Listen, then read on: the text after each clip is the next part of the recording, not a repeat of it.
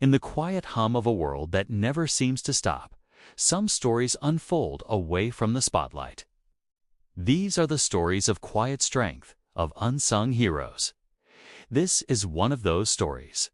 It's about a young woman named Sarah, whose life took a turn she never expected, and how she found a strength she never knew she had, all for the two little pairs of eyes that looked up to her. Not too long ago, Sarah's life was a canvas painted with bright, happy colors. She and her husband, Mark, had just welcomed their second child, a beautiful baby boy named Leo, a little brother for their bright-eyed 4-year-old daughter, Mia. Their small home was filled with the sweet chaos of a young family, the sound of Mia's laughter, the soft coos of baby Leo, the scent of freshly baked cookies. Life was simple, beautiful, and full of promise. They had dreams, big and small. A family vacation to the beach, watching Mia start school, seeing Leo take his first steps. Every day felt like a gift. But life, as it sometimes does, had other plans. One ordinary Tuesday, the kind of day you never think will change everything, Mark was in a car accident. The news came like a tidal wave, washing away the world Sarah knew, leaving behind a silence that was louder than any scream. Suddenly, the bright canvas of her life was drenched in shades of gray. The dreams they had built together crumbled, and at just 26, Sarah found herself a widow and a single mother to 2 very young children. The first few weeks were a blur of grief and disbelief. Every corner of their home held a memory, a ghost of the life they had. Mark's favorite coffee mug still sat on the counter. His jacket was still hanging by the door. At night, after Mia and Leo were asleep, Sarah would sit in the quiet darkness, the weight of it all pressing down on her. How could she do this alone? How could she be both a mother and a father?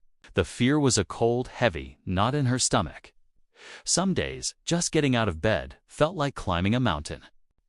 Mia, being a sensitive child, felt the change deeply. She stopped drawing her cheerful family pictures. Instead, she'd ask, "When is Daddy coming home from his trip?"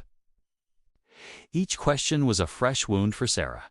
How do you explain forever to a 4-year-old? She would hold Mia tight, her own tears mingling with her daughter's, whispering that Daddy was in a special place, watching over them like a star in the sky.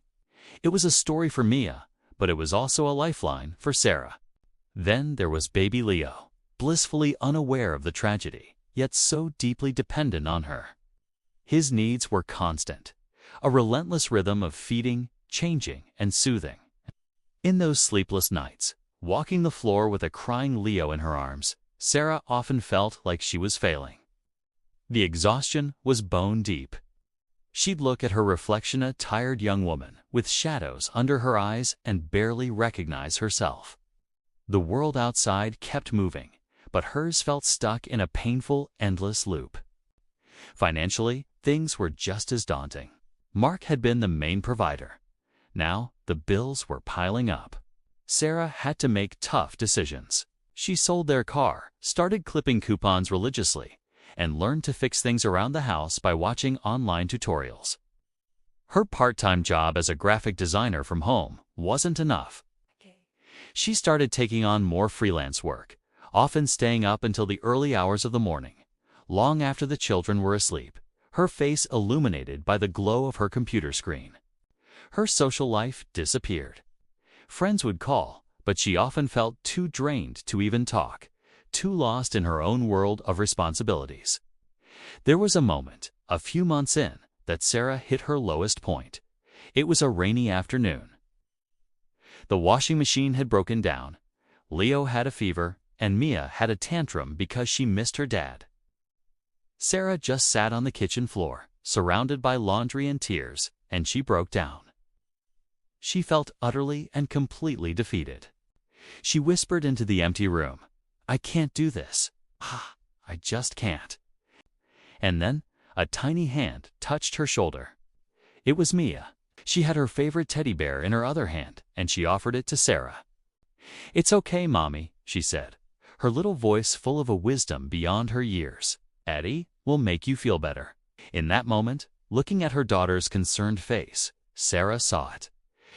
She wasn't just a grieving widow. She was a mother, a protector, a source of comfort. These two small children were not her burden. They were her reason, her purpose. That small gesture from Mia was a turning point. It didn't magically solve all her problems, but it shifted something inside Sarah. She realized that her children didn't need a perfect mother. They just needed their mother. They needed her to be present, to be strong, to love them fiercely. From that day on, Sarah started to fight back, not against her grief, but for her future. She began to create new routines, new traditions. Friday nights became fort building and movie night in the living room. They would pile up cushions and blankets, eat popcorn, and cuddle together. They started a memory jar where they would write down happy memories of Mark and read them out loud, so he would always be a part of their lives. She took the kids to the park, not just to watch them play, but to play with them, to run and laugh until their sides hurt. Slowly, joy began to seep back into their home. It was a different kind of joy, quieter, more precious, earned through hardship. Sarah saw Leo take his first wobbly steps, and her heart swelled with a pride so intense it brought tears to her eyes. She heard Mia laugh again, a full belly laugh, and it was the most beautiful sound in the world. She was there for every scraped knee, every bedtime story, every little triumph. She was doing it. She was really doing it. It wasn't easy. There were still hard days. Days when the loneliness was a physical ache. Days when she felt overwhelmed by the sheer magnitude of raising two children alone. But now, she knew how to handle them. She learned to ask for help, to lean on her parents and a small circle of friends who had stood by her. She joined an online support group for young single parents and found a community of people who understood her struggle, who could offer advice and a virtual shoulder to cry on. One sunny afternoon, a year after the accident, Sarah took Mia and Leo to the beach, the trip she and Mark had always dreamed of. As she watched Mia chase the waves, her laughter carried on the wind, and held a sleeping Leo in her arms, she looked out at the vast ocean. She felt a sense of peace she hadn't felt in a long, long time. The grief was still there, a part of her story, but it no longer defined her. It was a chapter, not the whole book. The woman standing on that beach was not the same woman from a year ago. She was stronger, more resilient. Her heart was a mosaic of love, loss, and incredible strength. She had found a way to not just survive, but to thrive. To build a new, beautiful life from the ashes of her old one. Sarah's story is a testament to the incredible power of a mother's love. It's a reminder that even in our darkest moments, when we feel like we have nothing left to give, there is a reserve of strength within us that we can tap into, especially for the ones we love. It shows us that healing isn't about forgetting. It's about learning to live with the scars, to let them remind us of how far we've come.